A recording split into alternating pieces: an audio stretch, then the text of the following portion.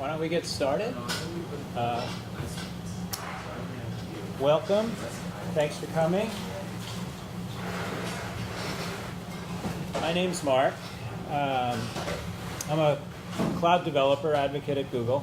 I work out of the London office. I don't sound like I come from London because I'm originally from this area. I grew up in New Jersey. So I'm just back here for a little bit of time this summer. Can you hear me in the back? Yes. Okay. If not, feel free to come down a little bit closer. We have a pretty small group, so anybody that wants to come down close, please feel free. So my job is basically to help developers understand how to use Google's cloud technology, but also to help improve the product. So I talk a lot with developers, see how they're doing, what kind of pain points they're having, and try to help the engineering team improve the various cloud offerings.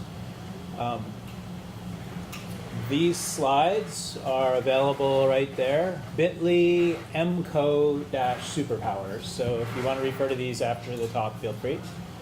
And that's my Twitter over there, Mark A. Cohen. Feel free to connect on Twitter if I can help you with anything.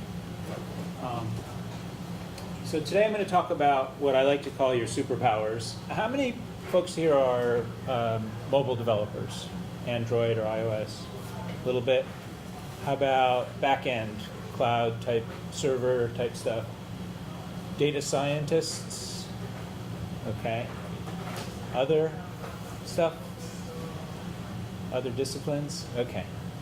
So what I'm going to talk about today is what I call your superpowers, and these are ways that you can use the cloud to do things that were really not even imaginable just a short while ago. I'm going to break it down into three pieces. So let's get into it. So how many people here remember their very first computer program for people who have written software? Not too many. So that's understandable. If you've been programming for a while, it kind of gets blurry. But I'd like to share with you my very first program.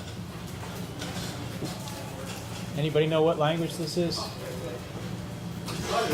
Oh, sorry. It's good. All right, so you introduce yourself and all that? I told him who I am and whatnot. I'm out of here. Enjoy. Thanks. Sorry, maybe I started too soon. Anybody know what language this is? COBOL, no? It looks COBOL-like, but it's not.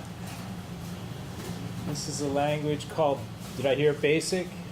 This is a language called BASIC. This is actually way before Visual Basic. But anyway, I wrote this program in high school. I won't tell you when. It was a long time ago. But I want to quickly explain what it's doing. This is printing a table of factorials. So factorials are the product of 1 all the way up to any given number. And so what's happening here is we're printing the column headings, I and factorial of I. Then we set a parameter. I'd like this table to be 10 entries long. And then we're going to loop. We're going to have I range from 1 to n, in this case 10. We set this kind of accumulator variable to 1.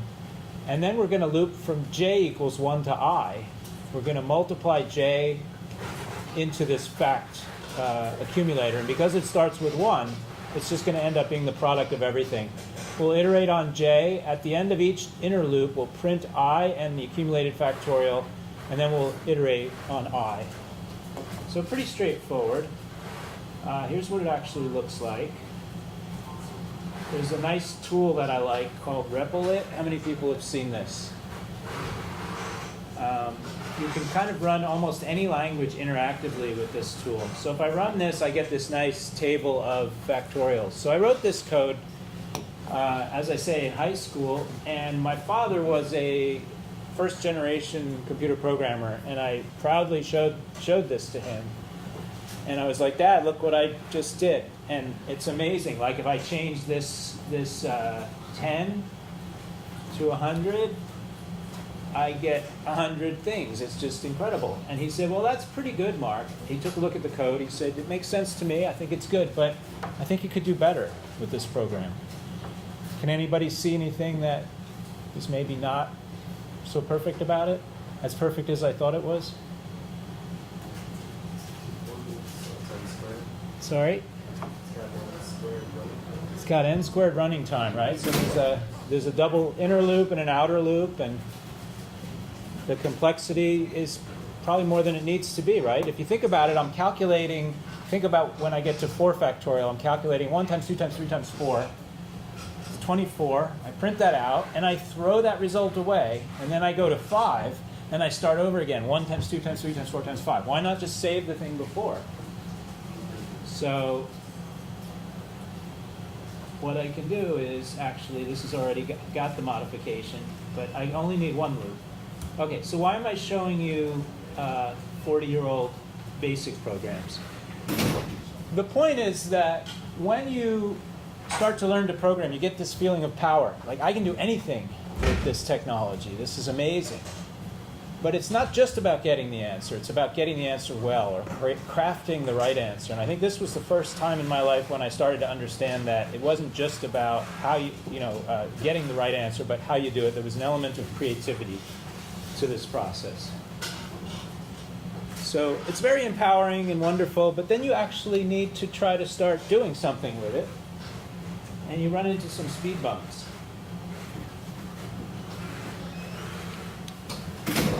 For example, this is actually from the Google Cloud platform documentation for deploying a containerized web application. So if you look at the things you need to do, package your app into a Docker image, run the container locally, upload the image to a registry, create a cluster, deploy the app to the cluster, expose your app to the internet, and so on. There are 8 steps here, and absolutely none of them have anything to do with the actual logic of the app, right? The app's a web server.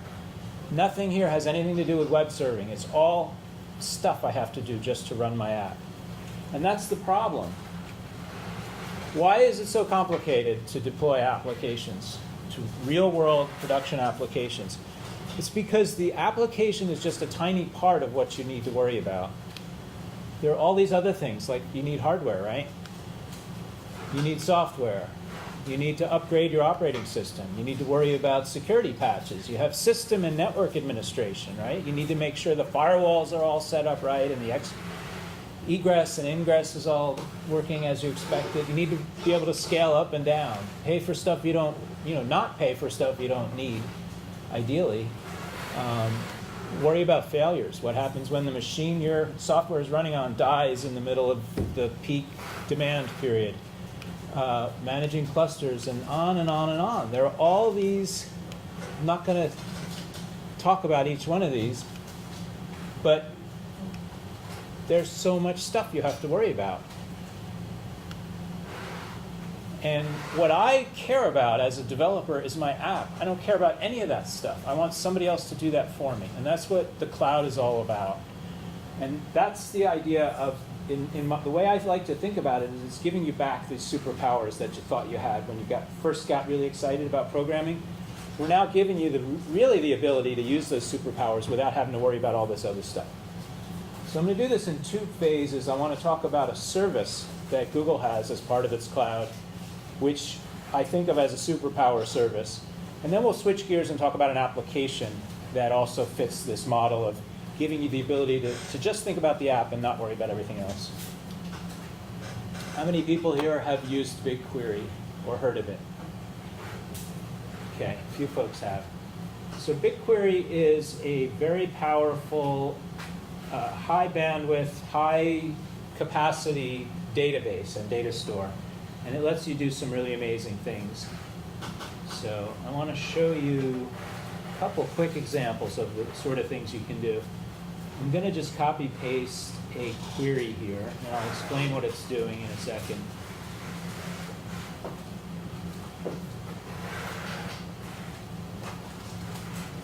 So this query is hard to read.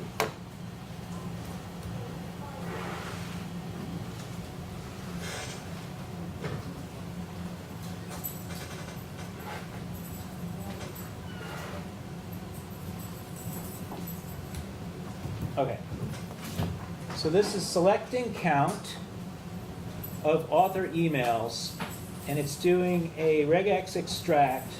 Rather than starting bottom up, I'm going to go top down.